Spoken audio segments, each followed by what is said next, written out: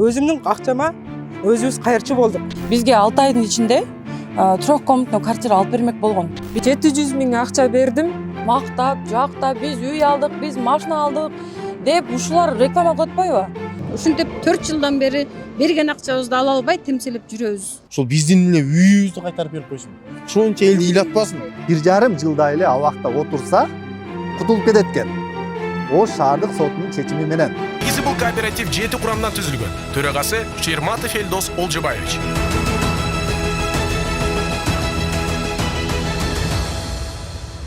Мошенниктер миллиондогон сомдорду алганга закон жок баларга. Именно карапайым эл үчүн иштейби закон. Амнистия колдонуп, бул жазасынын 3/1 бөлүгүн кыскартып салыптыр.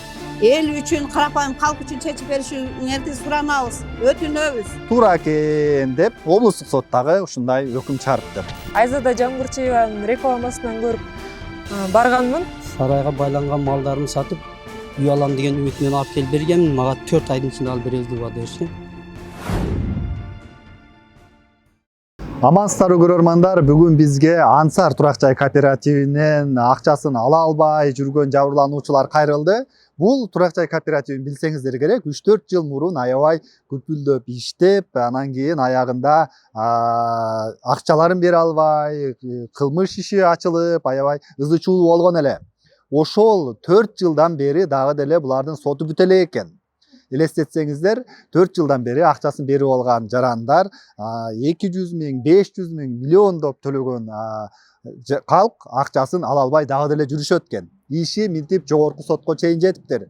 Буга чейин Ош облустук сотунда, шаардык сотунда каралып, аларга жеңил жаза берип коюп, кээ бирин пробация менен чыгарып ийди деп нааразы болушууда. Азыр анда ушул жабырлануучулардын пикирин угуп, сот иштери кандай жүрдү, ошол боюнча сурап көрөбүз. Кызым 2021 жылы ноябрь, 30 ноябрда ушул Ансар группту Россиядан интернеттен көрүп, аябай жакшы экен, чындык немени айтып атышат тиги блогерлер.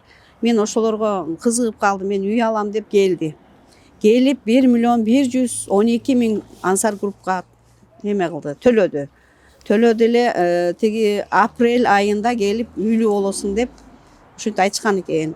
Апрелде келди кайра Россиядан келип сураса, эми майда аласың, анан тиги дагы жылдыра бериптир, 2-3 айдан ары жылдыра берип, акыры анан ишенбей калды. Ошо менен азыр соттошуп жүрөбүз.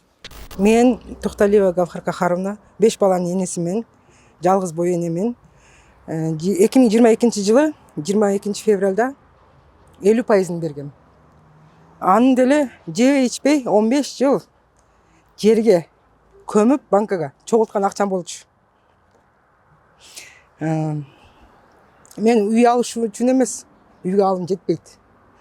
Мен участка алыш үчүн акчамды төккөн болчумун. Тилекке каршы 50% төккөндө 45 күндө алып беребиз деген. 45 күн эмес, азыр 4 жыл болду. 4 жылдан бери соттошуп жүрөбүз. Эч кандай жыйынтык жок. Эч кандай берген деле жок. Берген жок деп айтпаймыз. Каждый сотко барганда оозубузду жабыш үчүн 50 миң деп берип коет. 10 миң деп берип коет. 10 миңди деле, 15 миңди деле кайырчылык кылып алам. Өзүмдүн акчама өзүбүз кайырчы болдук. 763.200 сом төлөгөм. Андан 185 миң кайырчылык кылып жүрүп алдым. Азыркы учурда 578 миң акчам калды. Биз 980 миң төккөнбүз негизи. Бизге 6 айдын ичинде трёх комнатный квартира алып бермек болгон. Биздин очередибиз 6 айдан кийин жетмек болгон. Биз 6 айда мөөнөтүбүз келип барганыбызда жок, офисте ажиотаж болуп атыптыр. Прям адамдар акчаларын ала албай, үйлөрүн ала албай, ушинтип урушуп аткан мезгилде анан биз жакшына адамча сүйлөшөлү барып деп барганыбызда мындай кайдыгер караган тоготкон эмес да, өздөрүчү. Ишенген адамдары барбы булардын жогору жакта билбейбиз. Бирок күмөнүбүз жаралып калды да, себеби биз ушай канча жылдан бери жүрөбүз. Алар спокойно биз сотко келип, акыры сотко арызданабыз да, мамлекеттен бир ушу биздин мыйзам чегинде ушу карапайым элди карап биз жака чечип берсин деген ойдо келебиз.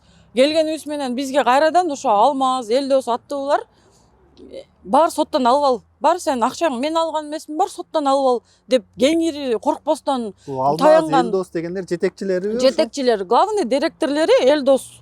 Анан Алмаз Султанбай уулу Канча жылга бөлүп төлөө менен 10 жылга 5%, 10 жылга бөлүп төлөө менен айтканда азгырып атпайбызбы? Анан мондой блогер ырчыгы бардык нерсени жада калса эми атын атабайбыз, улуу инсандардын молдолорубуз деле реклама кылганда. Молдолорубуз деле реклама кылгандар бар да. Анан ишенгенбиз да биз дагычы эми 10 жыл болуп атса оңой алып калат экенбиз деп үйлүү болуп калайлы деген максатта.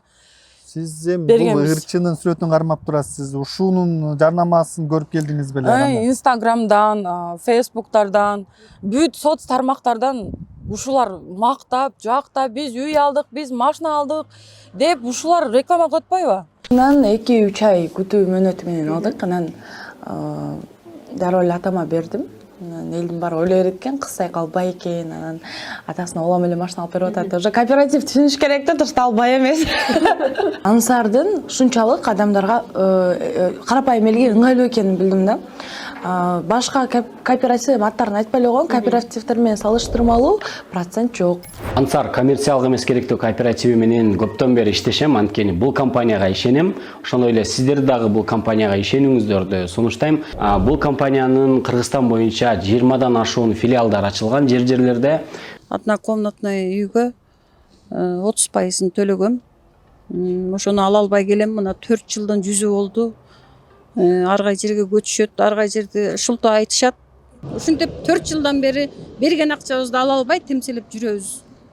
Урматтуу Садыр Нуркожоевич, УКМКнын төрагасы Камчыбек Ташиевич, сиздерден өтүнөбүз, сиздерден суранабыз. Бизди карапайым элди угуп, бизге жардам берип коюңуздар. Биз деле буларга алданып калганыбыз себеби рекламаларды көргөнбүз YouTube'терден, интернеттерден. Бу Ансарга барардан мурда мен 1 жыл ойлонгонмун. Банктарга барганмын. Менде 50% бар. Үйдүн документин, участканын документин ареске алгыла, калганын бөлүп бергиле, мен төлөп берейин деп. Тилекке каршы гос жумушта иштебейбиз. 6 айлык гос жумуштун эмеси керек экен, справкасы. Негизи бул кооператив 7 курамдан түзүлгөн. Төрагасы Шерматов Элдос Олжобаевич.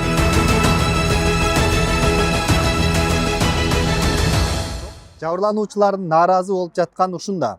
Ош шаардык сотунда Бактыбек Сыдыгалиев төрагалык кылган иште бул Ансардын жетекчилерине мындайча өкүм чыгыптыр. Башкы директору, башкы жетекчиси Элдос Шерматовду 8 жылга эркинен ажыратыптыр. Бирок ошол эле учурда амнистия колдонуп бул жазасынын 3/1 бөлүгүн кыскартып салыптыр. Амнистиянын негизинде деп. Анда канча калат? Бунун ар жакта 2,5 жыл эле калат. 2,5 жыл кыскарткан. Бул амнистия менен кыскартып атат, мунапыс берип. 2,5 жылынын бул 7 айын тергөө абагында өткөрүптүр. 7 айын тергөө абагын өткөргөн күнүн 1 күнүн 2 күндөн эсептеп жазыптыр дагы. Анда бул ошондо 1 жыл 2 ай болуп атат. Аркы жакта 1 жылчалык эле жаза өтө турган убактысы калыптыр. Мына ошондо бул иш жүзүндө мындай чыныгы мындай караганда бул 1,5 жылдай эле абакта отурса кутулуп кетет экен. Ош шаардык сотунун чечими менен. Миллиондогон акчаларын алып бул жактагы элдер кыйналып, азап тартып жүрүшөт. Бул ошол акчаны табыш үчүн 2 жыл, 3 жыл, 5 жыл иштеп келип ошого карматып берип атат. Бул жакта ондогон, 100дөн ашык адам. Бунун башында турган адам 1,5 жыл түрмөдө отуруп эле кутулуп кетет экен. Ош шаардык сотунун чыгарган чечими боюнча. Тагыраагы Бактыбек Сыдыгалиев төрагалык кылган судьянын чечими боюнча. Андан кийин облустук сотко кайрылышат жабырлануучулар, буга макул болбой. Ош облустук сотунда болсо Азизбек Досманбетов деген судья караптыр.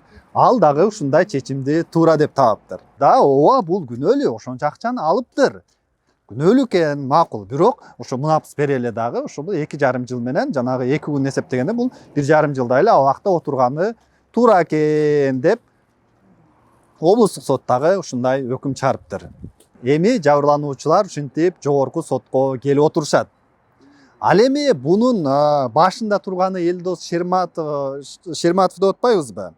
Анын башкалары дагы бар. Булар региондордо Ош шаарындагы куратор болгон, Бишкектеги райондордогу жетектегендери бар экен. Алардын могу жерде тизмелерин окуп берейин. Султанбай уулу Алмазбек, Сарыбаев Бактияр, Кадыров Гапар, Мамбеталиев Асель дейт. Нуркулов Азамат, Азимбек уулу Жанарбек. Ушулар дагы бул иште айыпталып атыптыр. Аларга пробациялык көзөмөл дайындап чыгарыптыр. Демек, алар пробация менен азыр мындай эркиндикте жүрүшөт, мындай кабакка алынган эмес. Элестетсеңиздер, бул жерде 5-6 адамды пробация менен чыгарып коюптур. Бирөөнүн жазасын да макул күнөөлүүсүн, баарыңа жок силер күнөөлүүсүңөр деп туруп, бирок жеңил жаза менен эле ушинтип кой берип атыптыр. Анан элдин күйбөгөн жери ошондо болот да, нааразычылыгы ошондо болот да.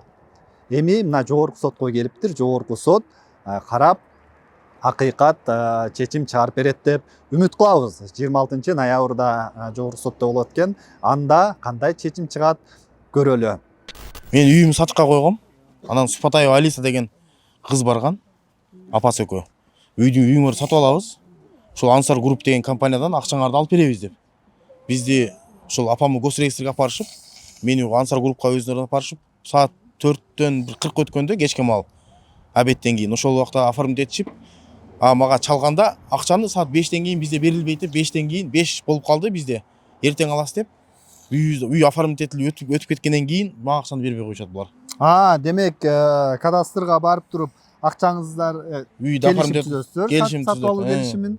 Андан кийин сиз Ансардын офисинде отурасыз. Үй апаңыздын атында, апаңыз өткөрүп берет. Сизге акчаны офистен бермек. Офистен бермек. Ошонтип анан бул 5тен кийин деп мага кичинекей эле бир кагаз жазып берип коюшат. Эртең аласыз акчаны деп. Ошентип мен эртеси барганда бул 1 жумага созулуп кетет. Эртеси акчаны бербей коет. Инкассасы жок болуп атат. Акчаны алып келген киши жок. Азыр бизде акырнана жок. Акчаны биз өзүбүз алып келе албайбыз банктан деп. 1 жумага созулуп, 1 жумадан ичинде ошол мени кайта үй алууга, башка Бишкектен үй алууга там алып беребиз деп, мени уговор этип башташат уже. Мен анан 1 жумадан кийин, 6-7 күндөн кийин ага көнөм да ужечи, вынужден.